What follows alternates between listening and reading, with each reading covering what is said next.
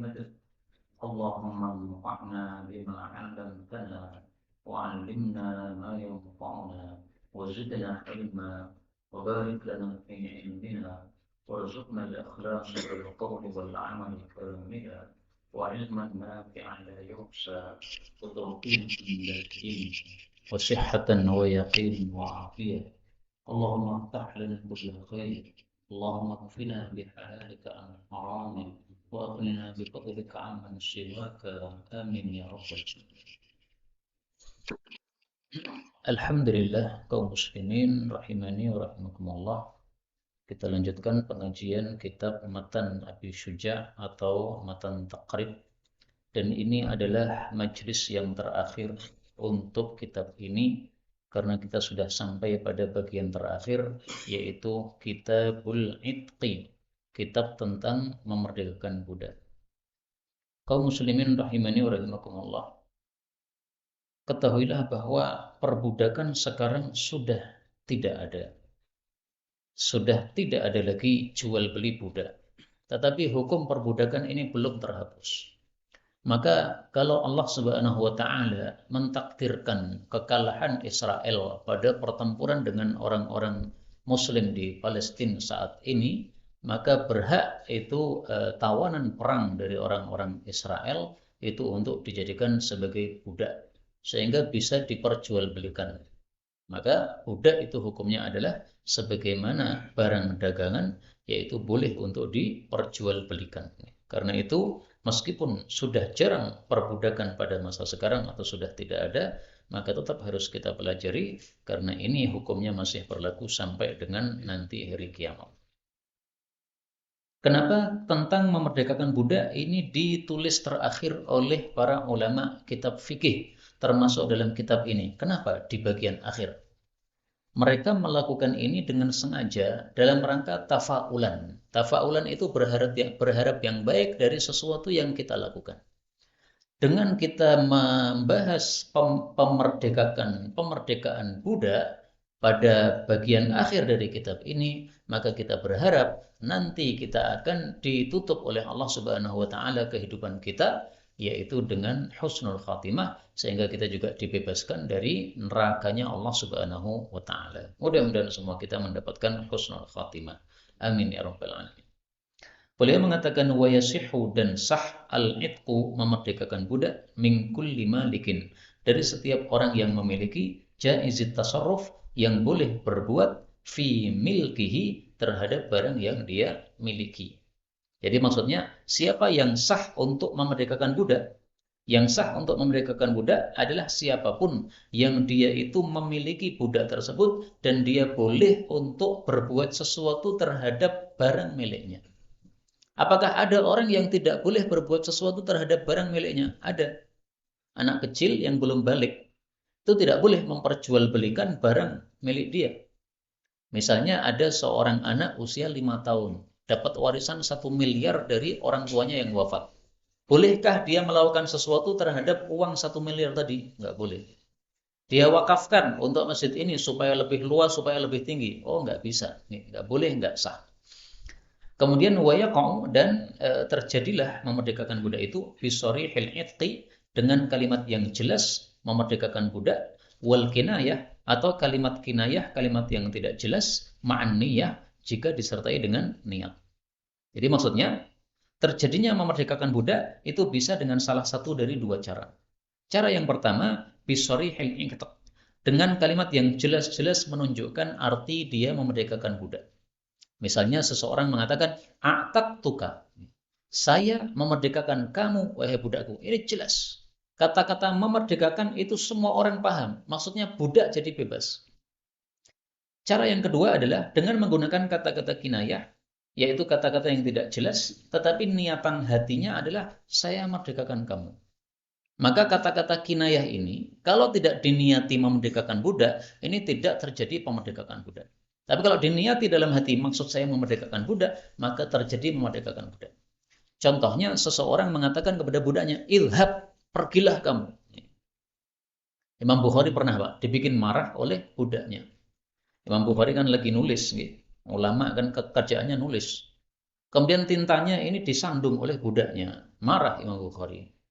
Maka Imam Bukhari memarahi budaknya. Ini tinta, kenapa kamu sandung, kamu tendang? Maka budaknya juga marah, mengatakan, kenapa tinta ditaruh di sini? Imam Bukhari dimarahi oleh budaknya, kan kurang ajar sekali Pak. Maksudnya budaknya minta maaf, ini budaknya malah kurang ajar sama Imam Bukhari. Maka Imam Bukhari mengatakan, idhab, pergilah engkau. Maksudnya apa? Engkau merdeka. Nah, maka ketika seseorang mengatakan kepada budaknya, pergilah. Apa maksudnya pergilah? Kalau pergilah itu maksudnya pergi saja, ya berarti bukan merdeka. Tapi kalau maksudnya adalah merdeka engkau, berarti merdeka. Maka hukumnya ini seperti talak ya. Talak itu kalau mengatakan jelas kamu saya talak, berarti tertalak. Tapi kalau mengatakan pergilah kamu atau pulanglah kamu ke ibumu, ke bapakmu, maka ini tergantung niatnya. Niatnya talak-talak, niatnya tidak berarti tidak. Wa idza dan apabila a'taqa memerdekakan ba'dha abdin sebagian dari budaknya. Maksudnya sebagian tubuhnya budak. Ataqa alihi merdeka terhadapnya jami'uhu seluruh tubuhnya. Maksudnya kalau seseorang bilang kepada budaknya, kepalamu saya merdekakan. Nah ini semuanya merdeka. Kenapa? Karena kepala dengan badan nggak bisa terpisah. Kalau kepalanya dimerdekakan, otomatis badannya merdeka semua. Jari kelingkingmu saya merdekakan. Ini merdeka semua. Sama dengan talak ya. Suami bilang kepada istrinya, rambutmu saya talak. Oh, kalau rambut enggak, karena rambut itu bisa dipotong dan tidak mati. Tapi kalau suami mengatakan kepada istri, kepalamu saya talak. Nah, ini tertalak semuanya. Enggak bisa kepalanya tertalak, kemudian badannya enggak tertalak. Enggak bisa. Ya. Karena itu sesuatu yang tidak bisa dipisah. Wa in a'taqa, dan jika dia memerdekakan syirkan lahu, serikat miliknya atau bagian miliknya, fi abdin, pada seorang budak, wa huwa musirun, sementara dia orang yang kaya, saral itku, maka berjalanlah pemerdekaan itu ila baqihi, kepada sisanya. Wa kana alaihi, dan wajib atas dia qimatu nasibin, mengganti dengan harga dari bagiannya tersebut.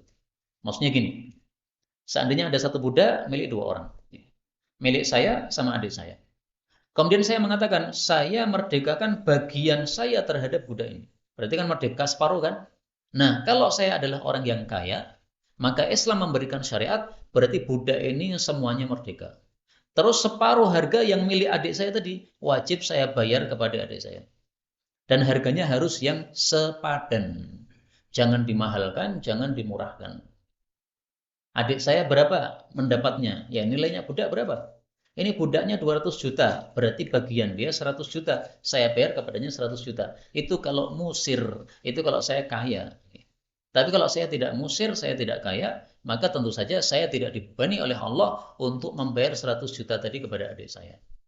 Terus gimana solusinya? Solusinya si budak tadi suruh bekerja supaya dia dapat uang. Kalau dia dapat uang, dia bisa membayar bagian perbudakannya tadi kepada adik saya. Pak, saya sudah merdeka separuh. Karena separuhnya sudah dimerdekakan oleh mas panjenengan. Nah, separuhnya ini saya bayar kepada panjenengan 100 juta. Dia bekerja.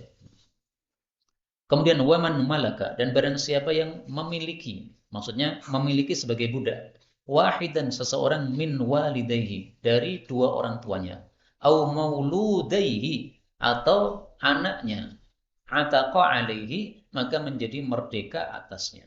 Maksudnya kalau seseorang membeli budak, setelah dia beli budak tadi, ternyata terbukti ini budak yang dia beli ternyata bapaknya. Masya Allah, panjenengan bapak saya. Ternyata panjenengan sudah hilang bertahun-tahun, sekarang dijual sebagai budak. Alhamdulillah ketemu. Nah, begitu sudah tahu bahwa itu bapaknya, langsung otomatis merdeka. Tidak boleh seseorang memperbudak bapaknya, haram. Walidai, kedua orang tuanya, artinya bapak atau ibu sama hukumnya. Mauludai, kedua anaknya, maksudnya anak laki-laki atau anak perempuan sama aja. Seseorang beli budak laki-laki, ternyata itu adalah anaknya yang hilang dulu. Nasibnya jadi budak sekarang. Nah, setelah dia beli, maka otomatis langsung menjadi merdeka. Bahkan ini berlakunya tidak hanya untuk anak dan bapak saja menurut hadis Nabi, tapi semua mahram. Rasulullah bersabda, "Man malaka dza rahimin mahram," siapa yang memiliki budak ternyata itu adalah mahramnya sendiri, fahuwa hurrun, maka dia adalah merdeka otomatis. Saya beli budak laki-laki, ternyata itu adalah adik kandung saya. Oh, ini mahram saya, maka merdeka. Tapi kalau tidak mahram, nggak otomatis merdeka. Saya beli budak, ternyata siapa dia? Ternyata dia sepupu saya dulu yang hilang, sekarang jadi budak dia. Nah, karena sepupu itu tidak mahram, maka tidak otomatis menjadi apa? Menjadi merdeka. Tapi hendaknya saya langsung memerdekakan. Kenapa? Karena ini sebagai bentuk dari hubungan baik kepada apa? Kerabat. Masa sepupu sendiri dijadikan sebagai budak, kan kurang adab nih. Kemudian ahkamul wala, hukum-hukum tentang wala. Apa sih wala itu? Ketahuilah bahwa wala itu definisinya adalah hubungan antara orang yang memerdekakan dengan orang atau dengan budak yang dia merdekakan. Itu namanya wala. Bapak dengan anak ada hubungan. Hubungan apa namanya? Nasab. Suami dengan istri ada hubungan. Apa namanya? Persemendaan. Budak dengan orang yang memerdekakan. Hubungannya apa namanya? Wala. Nah, maka wala itu adalah hubungan antara majikan dengan budak yang dia merdekakan. Beliau mengatakan, wal wala'u, dan wala itu min hukukil itqi, dari hak-hak memerdekakan budak. Wa hukmuhu, adapun hukumnya, hukmut ta'sib, sama dengan hukum asobah, inda adamihi, ketika tidak ada asobah. Ini kaitannya dengan warisan, Pak. Kalau saya punya budak, kemudian budak ini saya merdekakan. Setelah itu budak ini mati. Dan ternyata dia tidak punya ahli waris asobah. Maka yang menjadi asobah terhadap dia adalah saya sebagai pemerdekanya. Kalau dia punya anak laki-laki, otomatis kan asobahnya anak laki-lakinya kan?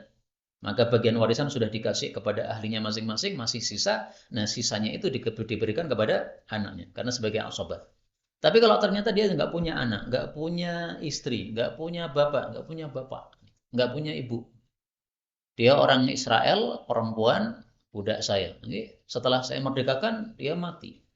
Tapi nggak diketahui bapaknya siapa, atau bapaknya sudah mati semuanya karena ikut perang. Nah, maka ketika dia mati, saya sebagai pemerdekanya yang saya mendapatkan bagian warisnya.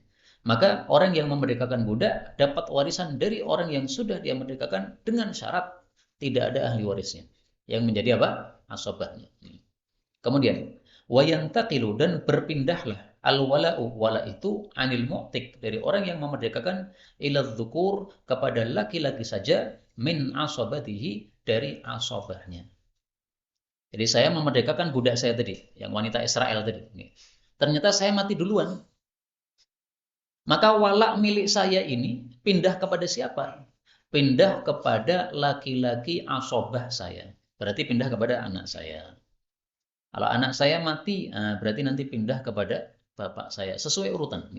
Maka beliau mengatakan di sini, watartibul asobat, dan urutannya asobat fil wala, dalam hal wala ini, katartibihinna, sebagaimana urutan asobah fil irsi, dalam masalah warisan. Nah, silahkan lihat pada bab warisan kemarin. Asobah urutannya apa? Urutannya bunuwah, anak dulu yang lebih berhak. Kemudian ubuwah, bapak yang lebih berhak. Kemudian ukhuwah, saudara yang lebih berhak. Wabanuhum, dan anak-anaknya saudara, berarti keponaan. Kemudian umumah, paman, paman dari wilayah bapak. Kemudian banuhum, anak-anaknya paman, yaitu apa? Sepupu kita. Jadi urutannya itu bawah, anak, naik, atas, kemudian samping, yaitu saudara, saudara laki-laki tentu saja ya, asobah hanya laki-laki.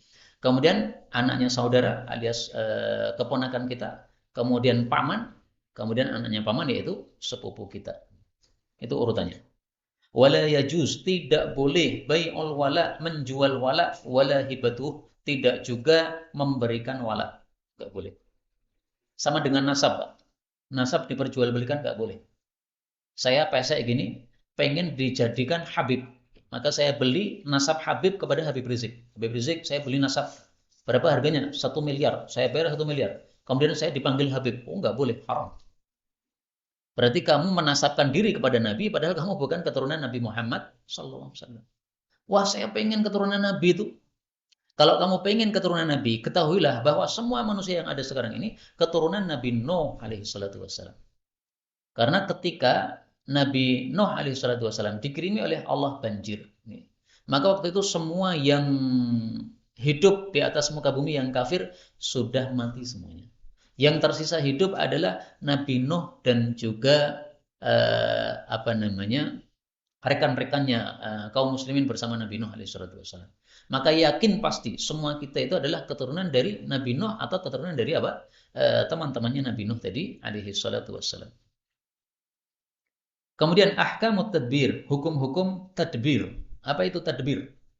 Tadbir atau budak mudabbar itu maksudnya adalah budak yang dijanjikan merdeka oleh majikannya ketika majikannya wafat. Jadi tadbir itu seorang majikan bilang kepada budaknya, "Hai budakku, kalau saya mati, maka kamu merdeka." Karena itu jangan mengatakan tadbir ini kecuali kepada orang yang baik, Pak.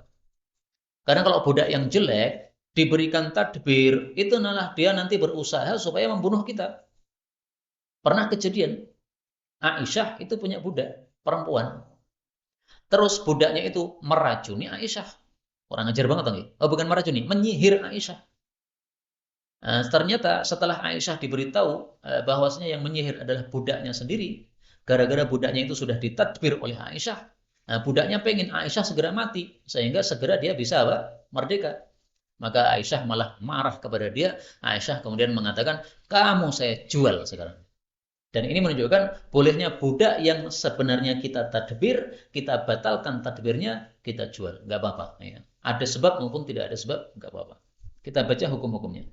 Waman qala li 'abdih, dan barang siapa yang berkata kepada budaknya, idza mittu, kalau saya mati, fa anta hurrun, maka kamu menjadi merdeka, fa huwa mudabbar, maka itu disebut budak mudabbar. Hukumnya apa? Yu'taku, dimerdekakan, ba'da wafatihi, setelah wafatnya majikan, min thuluthih, dari sepertiga warisannya majikan. Jadi hukum budak mudabbar sama dengan hukum wasiat. Seorang yang mati tidak boleh meninggalkan wasiat terhadap harta warisannya kecuali sepertiga hartanya. Misalnya saya mati punya warisan 3 miliar, maka maksimal saya wakaf dari wasiat, wakaf dari harta warisan saya maksimalnya 1 miliar, nggak boleh lebih. Terus 2 miliar untuk siapa? Untuk ahli waris saya. Demikian juga di sini, budak juga begitu. Ini budak harganya berapa? Budak harganya misalnya 200 juta.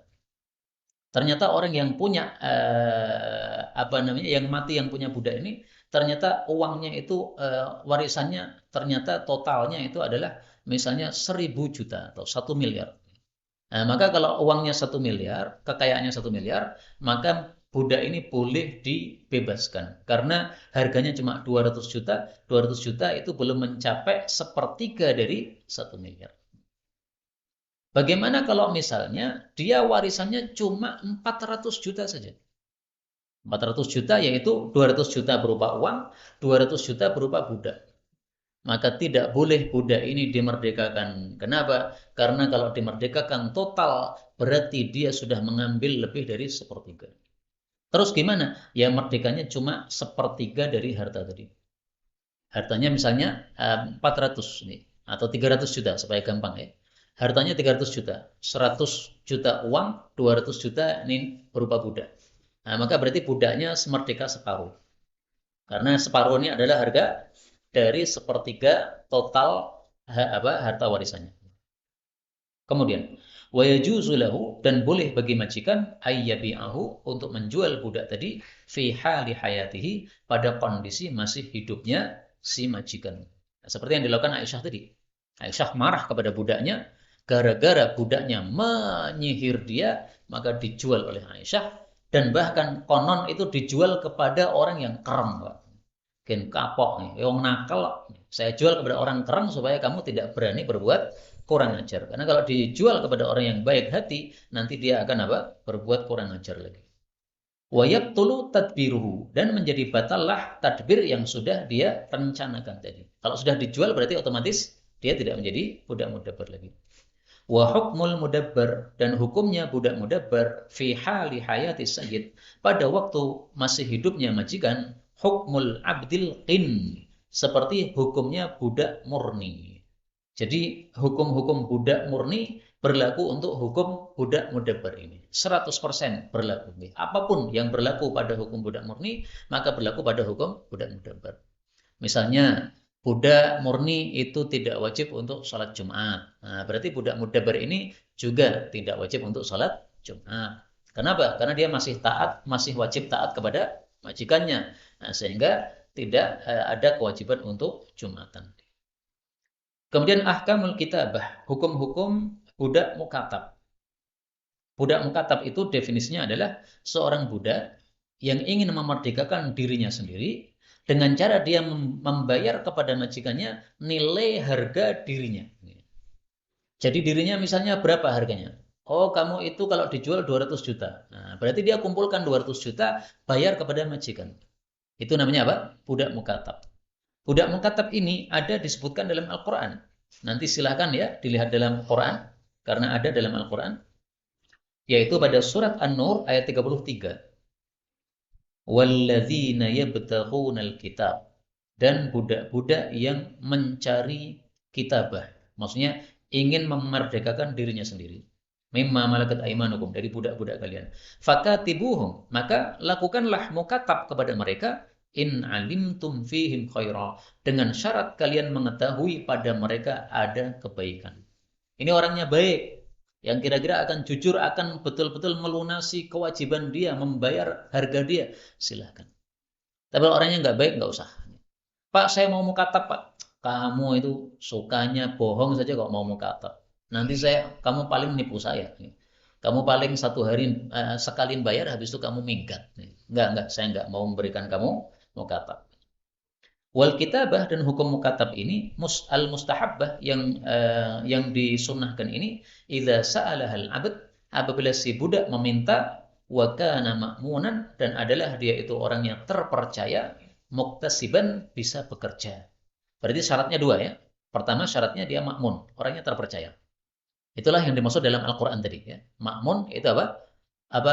Orang yang baik, maksudnya orang yang terpercaya. Muktasibah, dan dia bisa bekerja. Kalau ada orang terpercaya, jujur, tapi nggak bisa kerja, nah, nggak diterima. Kenapa? Dari mana dia dapat duit? Oh, nggak bisa kerja. Apa-apa raiso.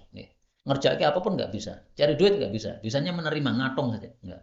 Jangan sampai dia menjadi budak mukatab, tapi nanti ngatung-ngatung. Tidak pernah bekerja, tapi cuma nodong sana sini. Jangan. Maka syaratnya di sini dua. Dan di sini dikatakan mustahabbah, hukumnya mustahab, tidak wajib. Berarti perintah tadi. Fakatibuhum, maka terimalah usulan mereka untuk menjadi mukatab. Itu perintah di sini tidak wajib menurut mazhab penulis ini. Meskipun ada sebagian ulama mengatakan wajib. Kenapa? Ini diperintahkan oleh Allah. Fakatibu, terimalah niatan dia untuk menjadi mukatab. Terimalah, disuruh menerima. Berarti wajib, karena ini hukum asal dari perintah adalah wajib. Tapi kalau menurut mazhab Syafi'i mustahab. Wala tasihhu, dan tidaklah sah illa bimalin ma'lumin, kecuali dengan harta yang diketahui. Jadi tidak boleh tanpa kejelasan. Pak, saya mau mukatab. Oh ya, silahkan. Loh, berapa nilainya? Harus ditentukan dulu. Sama dengan kerja, Pak. Kalau kita mempekerjakan orang, itu hendaklah ditentukan nilainya berapa. Kalau tidak ditentukan, nanti terjadi cekcok. Yang dimenangkan adalah sesuai adatnya Pak Tukang tadi. Saya panggil tukang, saya bayar 100. Dia nggak terima, loh kok 100? Biasanya saya 120. Nah, sejak awal akad tidak saya tentukan, itu salah saya. Kalau kamu pengen bayar 100, tentukan di awal. Pak tukang, saya butuh tukang nih, garap ini atapnya rusak. Tapi saya maunya sehari 100. Nah, kalau tukang tadi mau, dia akan bekerja. Kalau nggak mau, dia tidak akan mengambil. Maka harus jelas, maklum, harus jelas. Wa yakunu muajjalan, dan bayarannya itu ditakjil. Ditakjil itu ditempo. Ila ajalin ma'lumin, sampai waktu yang ditentukan. Jadi waktunya harus jelas. Sampai kapan nih bayarnya nih?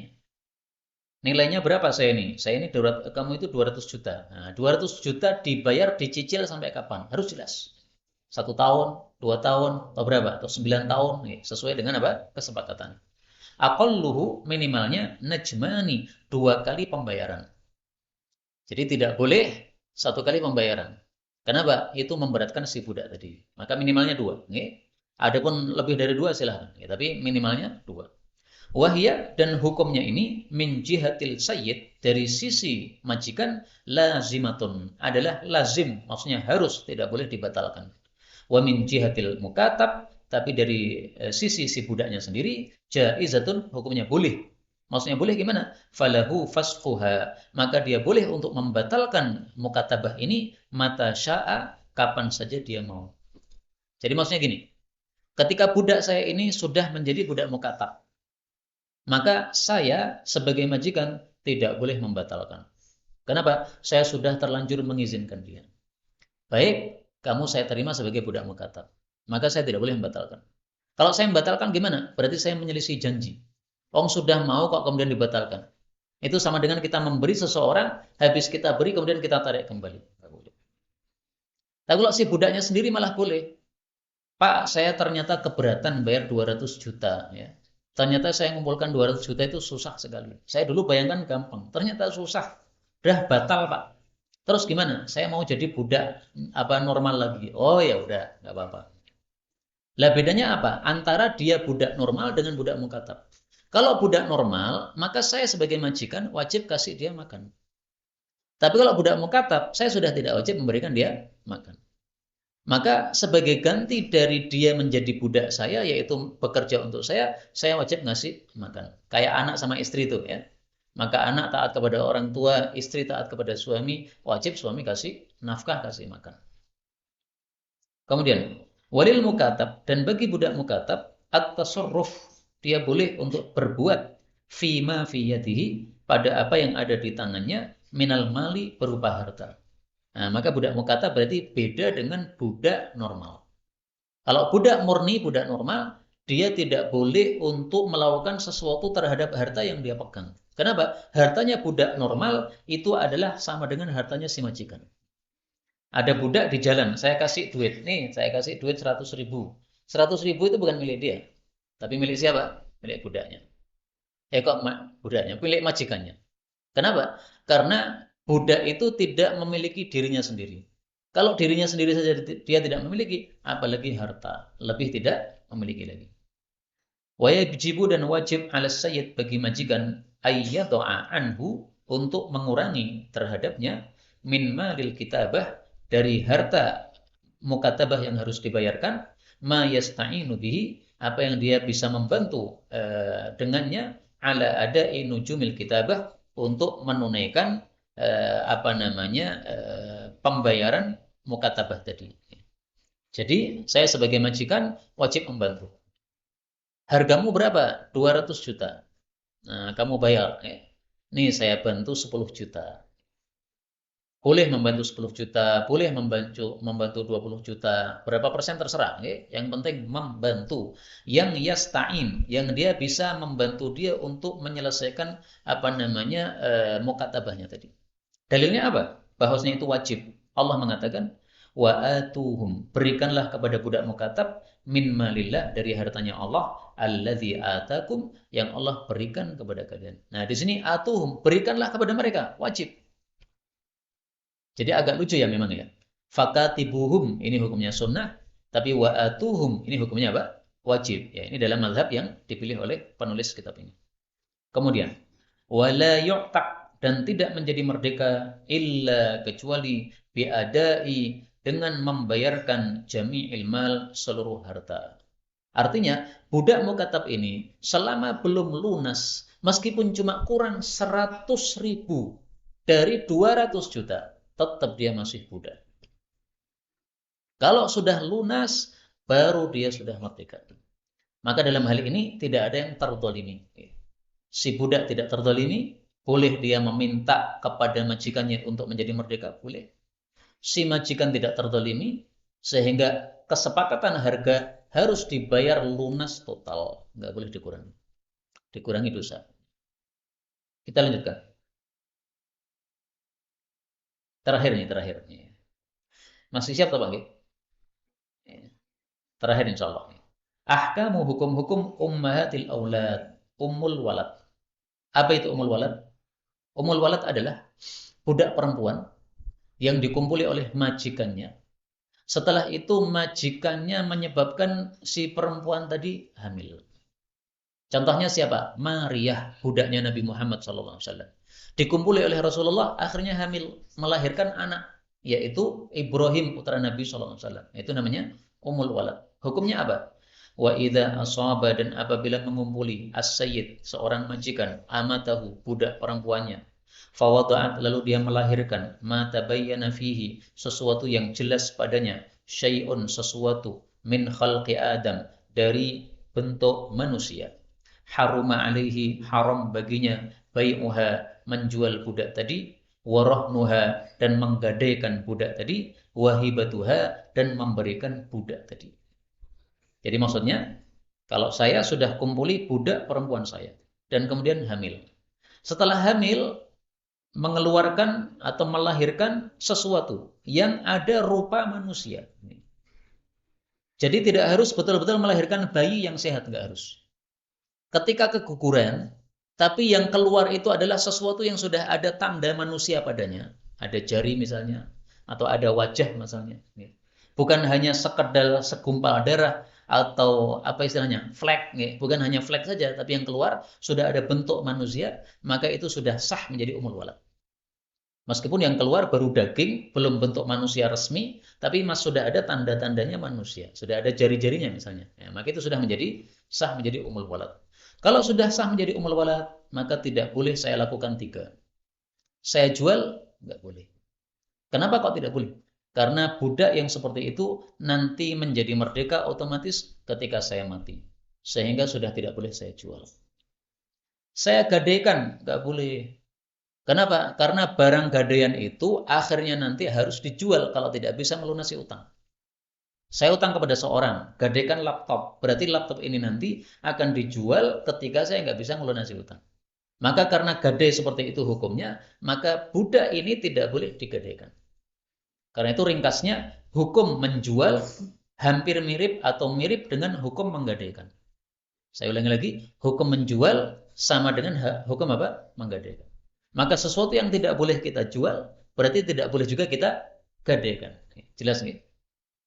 Yang ketiga, wahibatuha, tidak boleh kita berikan. Wajazalahu, dan boleh baginya at-tasarruf fiha, berbuat pada budak tadi, bil istikhdam, dengan menjadikannya sebagai budak, ya, untuk membantu keperluan dia maksudnya, wal watab, dan untuk dikumpuli. Jadi yang masih boleh dilakukan 2. Diperbudak alias disuruh-suruh boleh. Ini tolong, ini dikerjakan, ini tolong, ini dikerjakan itu. Disuruh-suruh boleh, memang masih budak dia. Meskipun sudah menjadi menjadi ibu bagi anaknya. Saya kumpuli dia, kemudian lahir anak. Anak ini kan anak saya kan? Anak saya, bukan anak dia ya, anak saya. Nah, meskipun dia sudah menjadi ibu bagi anak saya, tapi statusnya tetap budak. Sehingga masih boleh disuruh-suruh, nggak ada masalah. Wal wata', dikumpuli, boleh. Meskipun bukan istri, tapi dikumpuli boleh.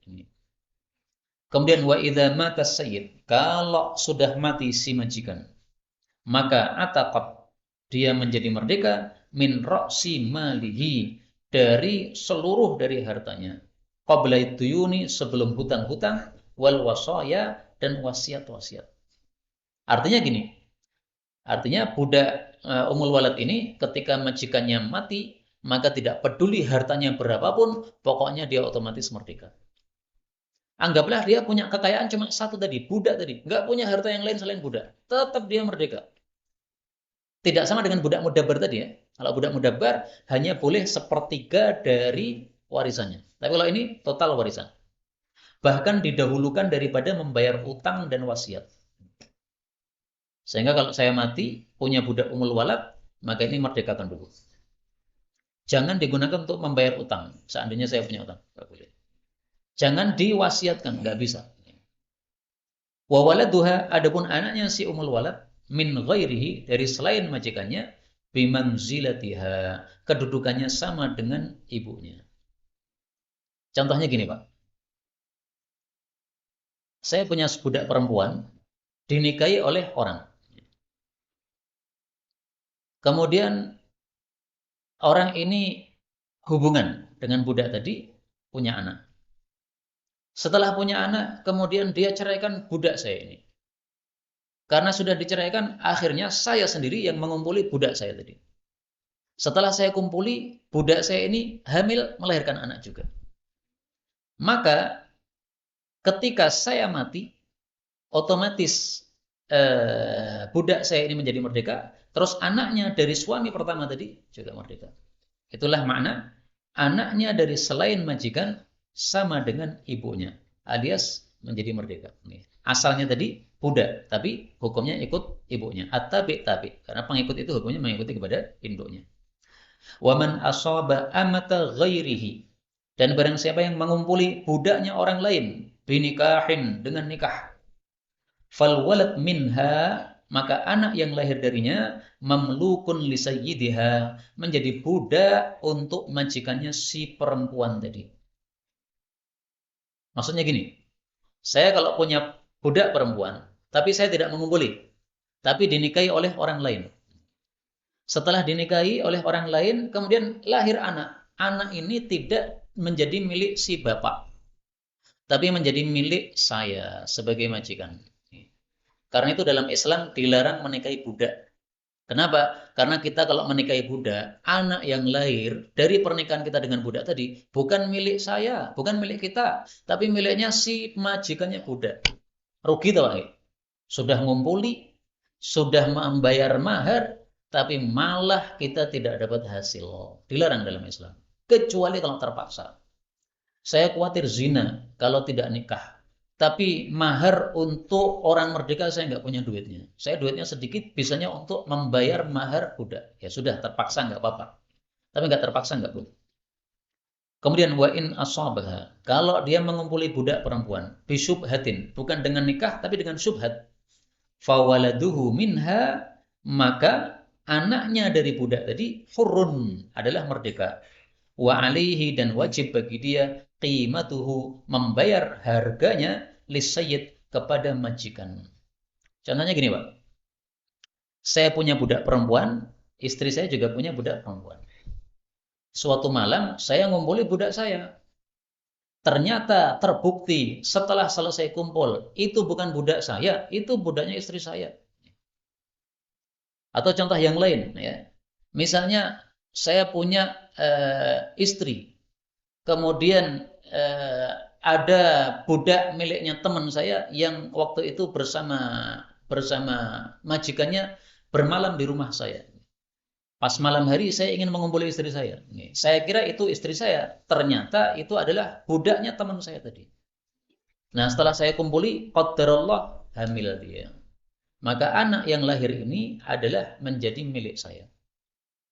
Kenapa? Karena saya mengumpulinya bukan dengan nikah, tapi dengan syubhat. Saya mengira dia istriku, ternyata dia bukan istriku, tapi adalah budaknya teman saya tadi. Nggak sengaja, nggak tahu. Karena ogelangan atau karena apa, sehingga apa? Menjadi tidak tahu. Tetapi saya harus membayar harganya anak tadi kepada teman saya. Mohon maaf, ternyata tadi malam yang saya kumpuli bukan istri saya, tapi budakmu. Nah, ternyata hamil akhirnya. Nah, maka itu lahir anak itu menjadi milik saya bayar kepada teman saya. Berapa nih harga anak ini? Oh, harganya biasanya kalau anak laki-laki itu misalnya 50 juta. Nah, bayar 50 juta. Wa in malakal amatal mutallaqa. Kalau seseorang memiliki budak perempuan yang dicerai, ba'da dzalika, setelah itu. Setelah itu maksudnya apa? Setelah dia kumpuli dengan nikah. Lam yasir umma waladin lahu, tidak menjadi umul walad bagi dia, bil wata'i fin nikah, dengan sebab kumpul pada saat nikah tadi, wasarat umma waladin lahu bil wata'i bisyubhah, tetapi menjadi ummu walad baginya kalau dikumpuli dengan syubhat, ala ahdil qaulain, menurut salah satu dari dua pendapat. Nah, ini agak susah Pak nggih. Saya kasih gambaran. Suratuhu, gambarannya. Tazawwaja mamlukatan. Saya menikahi seorang budak perempuan. Wa wati'aha wa atat biwaladin. Lalu setelah saya kumpuli, kemudian dia melahirkan anak. Tsumma tallaqaha. Kemudian budak itu saya cerai. Tsumma malakaha min sayyidiha. Kemudian setelah itu saya beli budak tadi dari majikannya. Maka setelah dia saya miliki karena saya beli, apakah dia otomatis jadi umul walad? Karena dulu ketika saya menikahi dia, dia sudah saya kumpuli dan melahirkan anak. Tidak. Maka ringkasnya apa? Ringkasnya adalah bahwasanya dia menjadi umul walad kalau dikumpuli sebagai budak. Tapi kalau dikumpuli bukan posisinya sebagai budak, budak yang saya miliki maksudnya, tapi sebagai istri, maka itu bukan menyebabkan umul walad. Bisa dipahami? Saya ulangi lagi, seorang budak perempuan saya nikahi. Setelah saya nikahi, dia melahirkan anak. Anak tentu saja bukan milik saya, tapi milik majikannya. Tapi setelah itu saya cerai budak ini. Setelah saya cerai, saya teringat sama dia. Wah, ternyata perempuannya dulu itu bagus akhlaknya. Saya pengen untuk apa? Membelinya saja. Akhirnya saya tawar kepada majikannya tadi. Udah budakmu yang dulu saya kumpuli itu, saya pengen sekarang untuk apa? Membelinya. Nah, majikannya mengizinkan. Ya udah nggak apa-apa, silakan kamu beli. Saya beli harga 200 juta. Saya bayar 200 juta. Nah, sekarang dia saya miliki sebagai budak. Dulu pernah saya kumpuli sebagai istri. Apakah otomatis jadi umul walad? Tidak. Tetapi kalau dia kumpuli sebagai syubhat, maka menurut salah satu pendapat adalah dia menjadi umul walad. Tapi ini pendapat yang lemah. Pendapat yang kuat adalah hukumnya sama dengan kalau saya kumpuli ketika nikah. Tetap tidak menjadi umul walad. Sampai di sini kaum muslimin rahimani wa rahimakumullah, sudah selesai kita mempelajari kitab Matan Abi Syuja. Alhamdulillahirabbil alamin. Saya tidak mengetahui berapa lama ya, karena saya lupa menulis dulu awal majelis itu tanggal berapa, tahun berapa, tapi sekarang sudah selesai pada tahun 1445 atau 2023 pada bulan November ya. Wallahu taala alam, Allah Subhanahu wa taala yang lebih paham, wa ilmuhu atam, ilmunya yang lebih sempurna, walhamdulillahi ala tamam, dan segala puji bagi Allah atas kesempurnaan ditulisnya buku ini, waruzikna husnul khitam, dan semoga kita diberi oleh Allah husnul khatimah. Amin ya rabbal alamin, walhamdulillahi rabbil alamin. Monggo silakan.